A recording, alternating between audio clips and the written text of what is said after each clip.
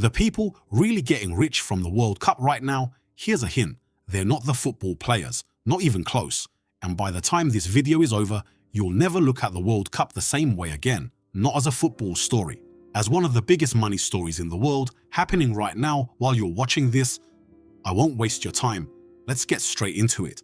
Give me 15 minutes and I promise you'll never watch another World Cup match the same way again.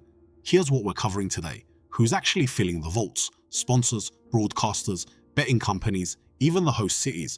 Why the man who scores the winning goal doesn't even make the top 5 on this list.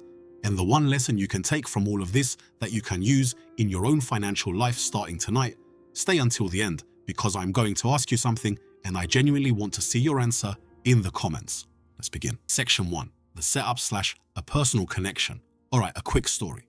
Years ago, I was sitting with a friend watching a World Cup match and he turned to me and said, "Man, if you were that guy, if you scored that goal, your life would be made." And I remember thinking, would it? Is he really the one whose life was made? Because here's what 25 years in finance teaches you. Whenever there's a spotlight, a huge, bright, emotional spotlight, like a stadium with 80,000 people screaming, there is always a second story unfolding in the shadows. And that's where the real money moves. So today, we're not watching the match, we're watching the money behind the match. Section 2, FIFA itself. First stop, FIFA. Now look, most people don't think of FIFA as a business empire. Technically, it's a non-profit organization. I know. Try saying that with a straight face. A non-profit expected to generate roughly $13 billion from this tournament cycle alone. 13 billion. Where does that money come from? Broadcasting rights, sponsorship deals, ticket sales, licensing, and especially this year, expanding from 32 teams to 48. More teams, more matches, more advertising inventory, more merchandise. It's one of the oldest business tricks in the world.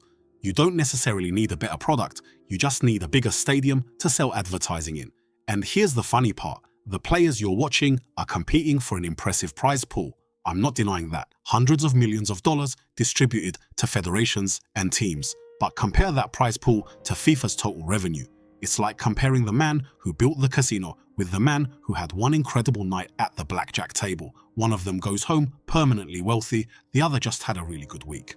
Section 3. The broadcasters. Second stop, the broadcasters. Have you ever wondered why some World Cup matches kick off at such strange times? 1 in the afternoon, 8 at night, random hours that make almost no sense for the host country. Those kickoff times aren't for the fans inside the stadium. They're for the fans sitting on their couches in completely different time zones, because that's where the money is. Broadcast rights for this tournament are worth, once again, billions of dollars spread across the world. And every commercial break you watch, every pre-match show, this segment is brought to you by, that's a broadcaster buying a slice of your attention and selling it to someone else for more money. Whether you like it or not, you are the product. Your attention is the product. The match is simply the delivery truck. Section 4. Sponsors and brands. Now let's talk about the sponsors. Honestly, this one's my favorite because it's the most invisible. Have you ever noticed that every advertising board around the pitch seems perfectly positioned, not for the person sitting in seat 224, but for the television cameras? That's not an accident. Those advertising boards are worth millions of dollars per tournament, and the brands paying for them aren't paying because they love football. They're paying because they know you can't take your eyes off the screen for 90 minutes. Their logos sit quietly, again and again and again, right at the edge of your vision. In marketing, that's called an impression. And ladies and gentlemen, impressions is really just a fancy word for, we rented your brain for 3 seconds, 40 times during the match. And here's the twist that always amazes me. Most of these sponsorship deals were locked in years before this tournament even began. Some marketing executive sat in a conference room back in 2022, placed a bet on where people's eyes would be in 2026, and signed the check. That isn't a football decision. It's an investment decision. Someone ran the numbers on your attention years before you ever watched the match. Section 5. The betting companies. Now let's move to the part that genuinely concerns me, because I want to protect you here. The betting companies. During a tournament like this, betting volume explodes, and I want you to understand how sports betting is structurally designed. The house never bets on who will win. The house bets on volume. They set the odds so that regardless of who wins the match, they collect a piece of every wager placed. For them, it isn't gambling. It's a business model with a profit margin built directly into it. So when your cousin tells you he's found a guaranteed winner for the quarterfinals, I love him. But he hasn't. The only guaranteed winner in that transaction is the platform collecting the fees.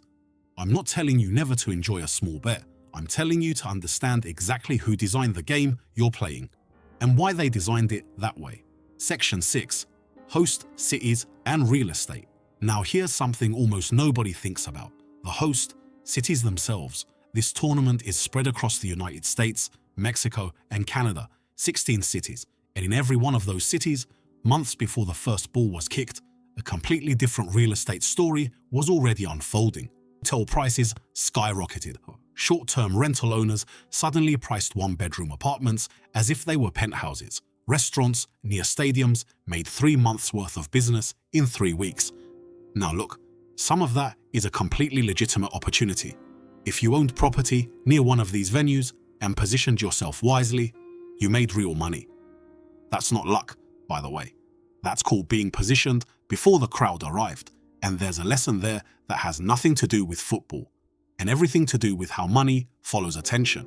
But there's another side to that coin, and almost nobody talks about it. After the tournament ends, many of these cities are left paying for stadium maintenance, infrastructure, security, long after the tourists have gone home. The party is loud, the hangover is quiet, and it always arrives. Section 7. Merchandise and the players. Now finally, let's keep the promise I made and come back to the players. Some footballers absolutely make generational wealth through endorsements, their personal brands, years of building their names, but that's an incredibly small percentage, the very top of the pyramid for the overwhelming majority of players on the field. Even a World Cup paycheck, an excellent one, doesn't come close to what the organizations around them earn from broadcasting alone.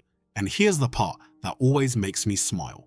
When you buy a jersey with a player's name on the back, a meaningful portion of that sale doesn't even go to the player. It goes to the league, the federation, the manufacturer. The man whose name is printed on the shirt is often the smallest financial slice of that transaction. So the next time someone says, if you were that guy, your life would be made more, I want you to think about the person who sold him his boots, the person who broadcast the match, the person who sold advertising during that broadcast, and the person running the betting platform taking wagers on whether he'd score. Structurally, every one of them got paid before he did. Section 8. The real lesson. Alright, here's the real lesson, and honestly, it's the part I most wanted to share with you whenever you see a huge emotional event, a World Cup, Black Friday, a hot stock that everyone at the barbecue can't stop talking about.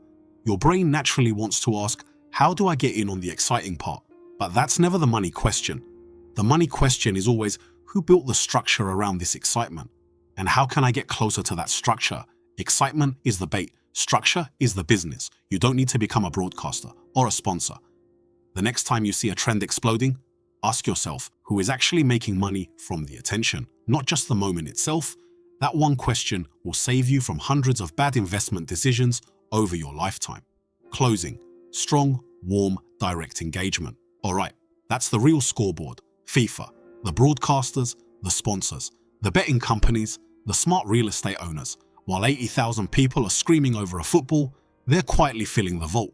Now I have a question for you, and I genuinely want to see your answer in the comments. Don't just like the video and scroll away. If you had to bet real money, who do you think walks away with more when the tournament is over?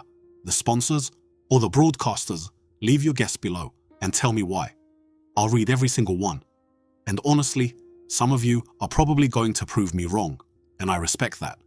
And while you're down there, which country's economy do you think benefits the most from this tournament? The United States, Mexico, or Canada? Pick one, defend your answer. Let's start a real discussion in the comments. If this video opened your eyes even a little, subscribe, because that's exactly what we do here. We look beyond the noise and find where the real money is moving. I'll see you in the next video.